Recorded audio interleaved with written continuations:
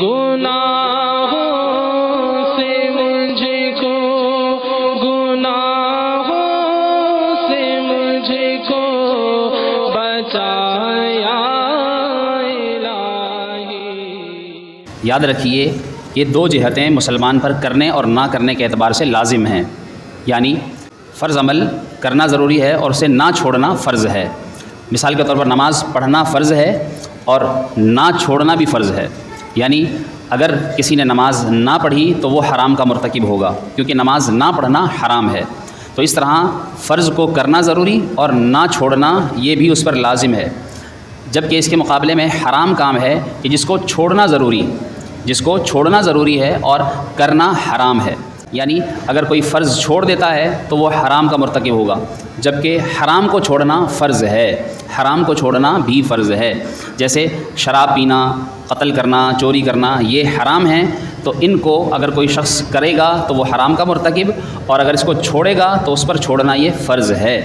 تو اس اعتبار سے اگر دیکھا جائے تو شرک اصغر اور شرک اکبر یہ وہ گناہ ہیں کہ جو حرام ہیں اور ان کو چھوڑنا فرض ہے۔ اگر کوئی شخص یہ کرتا ہے، اپناتا ہے، تو بسا اوقات شرک اکبر کی وجہ سے تو وہ سیدھا کفر میں جا پڑتا ہے، جبکہ شرک اصغر کی وجہ سے وہ حرام کا مرتکب ٹھہرتا ہے۔ اس کے مقابلے میں علماء نے لکھا ہے شرک اصغر یعنی ریاکاری، دوسروں کو دکھانے کے لیے عمل کرنا۔ پیارے آقا صلی اللہ علیہ وآلہ وسلم نے ارشاد فرمایا ریاکار پر جنت کی خوشبو بھی حرام ہے، جو دوسروں کو دکھانے کے لیے عمل کرے۔ ایسے ہی آپ صلی اللہ علیہ وآلہ وسلم نے یہ بھی ارشاد فرمایا جو لوگوں کی خاطر خود کو ایسے اعمال سے مزین کرے جس کی حقیقت اللہ کے نزدیک کچھ اور ہو، کیونکہ وہ تو سب جانتا ہے نا، وہ تو دلوں کے حال جانتا ہے کہ کون کس نیت سے کیا کر رہا ہے۔ تو اس طرح جب انسان کوئی ایسا کام کرتا ہے جس میں دوسرے کی نیت شامل ہو، اللہ کی رضا شامل نہ ہو، تو اللہ تبارک و تعالیٰ قیامت کے دن انہیں اپنی بارگاہ سے دھتکار دے گا اور فرمائے گا میری بارگاہ سے دور ہو جاؤ، اور جہنمیوں میں انہیں پھینکنے کے بعد کہا جائے گا کہ اب ان کی سزا یہ ہے کہ یہ گدھے کی طرح جہنم میں چکی پیستے رہیں گے۔ اتنی ذلت ان کی جہنم کے اندر بھی ہوگی۔ اور حدیث پاک میں آیا ہے کہ رسول اللہ صلی اللہ علیہ وآلہ وسلم نے ارشاد فرمایا کہ ریاکاری یہ چکنے پتھر پر ایک سیاہ چونٹی جب چلتی ہے تو اس کی چال جتنی معمولی ہوتی ہے، ریاکاری تمہارے اندر اس طرح آ جاتی ہے، یعنی تمہیں پتہ بھی نہیں چلتا اور تم ریاکاری کر رہے ہوتے ہو۔ اب آپ اندازہ کیجئے کہ جسے اس کا علم نہ ہو، جسے اس کا پتہ نہ ہو، وہ کیسے بچے گا؟ اس لیے علم سیکھیے ان حرام کاموں سے متعلق، اور علم حاصل کر کے پھر ان حرام کاموں سے بچیے تاکہ ہماری یہ عبادتیں ہمارے کام آئیں۔ نمازیں، روزے، زکوٰۃ، حج، عمرہ، تلاوت قرآن، صدقہ خیرات، ذکر و اذکار، یہ سارے نیک اعمال جو ہم کر رہے ہیں کہیں کسی دوسرے کو دکھانے کے لیے تو نہیں، کیونکہ دل میں بسا اوقات علماء فرماتے ہیں کہ اگر تمہارا کوئی نیک عمل ایسا ہے جو تم کر رہے ہو اور کرتے ہوئے تمہارے دل میں یہ آ جائے کہ کوئی مجھے دیکھ رہا ہے یا نہیں، یہ بھی ریاکاری ہے۔ آپ اندازہ لگائیے بسا اوقات انسان ایسی عبادت کر رہا ہوتا ہے کہ اس کے دل میں یہ خواہش آ رہی ہوتی ہے کہ مجھے کوئی دیکھے، کوئی میری اس عبادت کے بارے میں مجھ سے پوچھے۔ آج کل تو لوگ جو ہے وہ بتاتے پھرتے ہیں جی میں نے تو اتنے عمرے کر رکھے ہیں، میں نے تو اتنے حج کر رکھے ہیں، ارے میں نے تو اتنے فلاحی کام کیے ہیں، میں نے تو ایسے غریبوں کی شادیاں کروائی ہیں، میں نے اتنی مسجدوں کے نظام چلائے ہیں، میں نے اتنی مسجدیں بنوائی ہیں، اور میں نے اتنے مدرسے بنوائے ہیں۔ یہ بتا بتا کر آپ دیکھیے کہ ابھی ختم قرآن ہوگا، آخر میں لوگ چندہ دینے آتے ہیں تو باقاعدہ ان کے نام کا اعلان کروانا مقصود ہوتا ہے کہ جی ان کا نام آئے گا، مائک پر نام سنایا جائے گا کہ فلاں نے اتنے پیسے دیے ہیں۔ تو بتانے کی کیا ضرورت ہے؟ اللہ کی خاطر دے رہے ہیں تو بغیر بتائے دے دیے جائیں، اللہ کی رضا کی خاطر دیے جائیں، تو پھر نام و نمود کی خواہش، ریاکاری کی خواہش ہرگز نہیں ہونی چاہیے۔ آپ صلی اللہ علیہ وآلہ وسلم نے ارشاد فرمایا قیامت کے دن اللہ تبارک و تعالیٰ ریاکاروں کو 4 ناموں سے پکارے گا، اور وہ 4 نام کتنے ذلت والے ہیں؟ فرمایا جائے گا او بدکار، کتنی ذلت کا نام ہے۔ آج ہمیں کوئی دنیا میں اس نام سے پکارے کتنی بے عزتی محسوس ہو، قیامت کے دن سب کے سامنے اس نام سے جب پکارا جائے گا کتنی ذلت ہوگی۔ کہا جائے گا او دھوکے باز، کہا جائے گا اے کافر، اور کہا جائے گا او خسارہ، نقصان اٹھانے والے، اور کہا جائے گا آج تیرا میرے پاس کوئی حصہ نہیں ہے، جا اس سے مانگ جس کے لیے تو کرتا تھا، جو کام جس کے لیے تو نے کیا اس سے اس کا جواب لے، اس سے بدلہ لے۔ اس طرح ریاکار کو اللہ تبارک و تعالیٰ کی بارگاہ میں ذلت اور رسوائی کے ساتھ پیش کیا جائے گا۔ کتابوں میں آتا ہے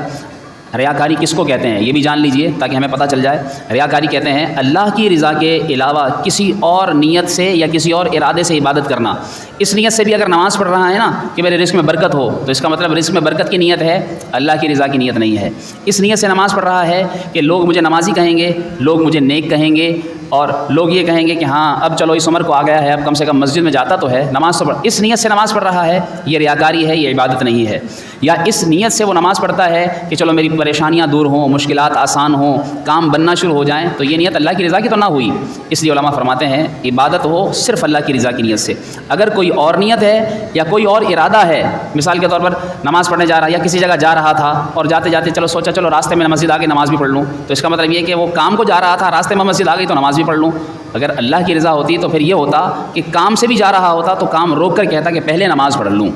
اس لیے کہ چلو چلتا چلتا نماز پڑھتا چلوں۔ علماء فرماتے ہیں یہ بھی کہیں ایسا نہ ہو کہ اخلاص اس کے اندر شامل نہ ہو، اس لیے صرف اللہ کی رضا کی نیت، اس کی رضا کی خاطر اور اس کے خوف سے، اس کے ڈر سے، جہنم کی سزا سے پناہ مانگتے ہوئے اس نیت سے عبادت کرنا یہ اخلاص، اور اس کے علاوہ کوئی اور نیت ہو تو پھر یاد رکھیے یہ ریاکاری ہے۔ علماء نے اس کی اقسام لکھی ہیں، احوال سے، اعمال سے، اقوال سے، اصحاب سے، ان 4 چیزوں سے بھی ریاکاری ہوتی ہے۔ علماء نے لکھا ہے اس کی تفصیل بھی ہیں کہ ایک کھلی ریاکاری ہے، ایک چھپی ریاکاری ہے۔ اب ظاہر سی بات ہے اس کی ہمیں پہچان ہونی چاہیے، اور علماء نے پھر اس کا علمی اور عملی دونوں علاج تحریر کیے ہیں کہ اس کا علاج بھی کرنا ہے۔ ایک کہ علم حاصل کرے، دوسرا عمل کہ ایسا عمل کرے، یعنی غور کر لے اپنی نیت پر کہ اگر میں یہ عمل اکیلا ہوتا تو کیا اسی طرح کرتا، اگر اکیلے میں بھی ایسا ہی کرتا تو اس کا مطلب اخلاص ہے، اگر اکیلے میں ایسا نہیں کر رہا اور لوگوں کے سامنے بڑا بن سنور کر وہ کام کر رہا ہے تو پھر یاد رکھیے یہ ریاکاری ہے۔ علماء نے لکھا ہے اس لیے اپنے اندر اخلاص لائیں۔ اخلاص کیا؟ صرف اللہ کے لیے نیت، سچی نیت کے ساتھ اس کا ثواب پانے کے لیے، اس کی رضا حاصل کرنے کے لیے۔ علماء اس لیے فرماتے ہیں، رسول اللہ صلی اللہ علیہ وسلم نے ارشاد فرمایا اخلاص کرو گے، اخلاص کے ساتھ تھوڑا سا عمل بھی ہوگا وہ بھی تمہیں کافی ہو جائے گا، اور ریاکاری کے ساتھ بہت سارا عمل بھی برباد ہو جائے گا۔ آپ صلی اللہ علیہ وآلہ وسلم نے ارشاد فرمایا وہ تمہاری صورتیں، تمہاری شکلیں نہیں دیکھتا، ان اللہ ینظر الی قلوبکم، اللہ تبارک و تعالیٰ تو تمہارے دلوں کی طرف دیکھتا ہے، ولا ینظر الی صورکم ولا الی اجسادکم، نہ وہ تمہاری صورتیں دیکھتا ہے نہ تمہارے جسم دیکھتا ہے۔ اس لیے قرآن کریم اللہ تبارک و تعالیٰ نے کیا ارشاد فرمایا، لن ینال اللہ لحومها ولا دماؤها ولکن ینالہ التقوی منکم، کہ جب قربانی کا وقت آتا ہے تو اللہ تعالیٰ نے ارشاد فرمایا نہ اللہ تعالیٰ کو تمہاری قربانیوں کا گوشت پہنچتا ہے نہ ان کا خون پہنچتا ہے، وہ کیا دیکھتا ہے بلکہ وہ تو یہ دیکھتا ہے ولکن ینالہ التقوی منکم، تمہارے اندر تقوی کتنا ہے، اور یہی ہمارے روزوں کا مقصد ہے۔ تو الغرض ہر عبادت کا خلاصہ کیا ہے؟ تقوی، پرہیزگاری، اللہ کی رضا، اس کی خوشی، اس کی ناراضگی سے بچنے کی نیت، یہ چیز ہوگی تو ہماری عبادتیں قبول ہوں گی، اور اگر ریاکاری شامل رہی تو یاد رکھیے ہمارے اعمال برباد ہو جائیں گے۔ اللہ کریم ہم سب کو اچھے اعمال اچھی نیت کے ساتھ، ریاکاری سے بچ کر صرف للہیت کے ساتھ ادا کرنے بجا لانے کی توفیق عطا فرمائے، اور اللہ تعالی ہمیں اپنا حقیقی خوف نصیب فرمائے، آمین۔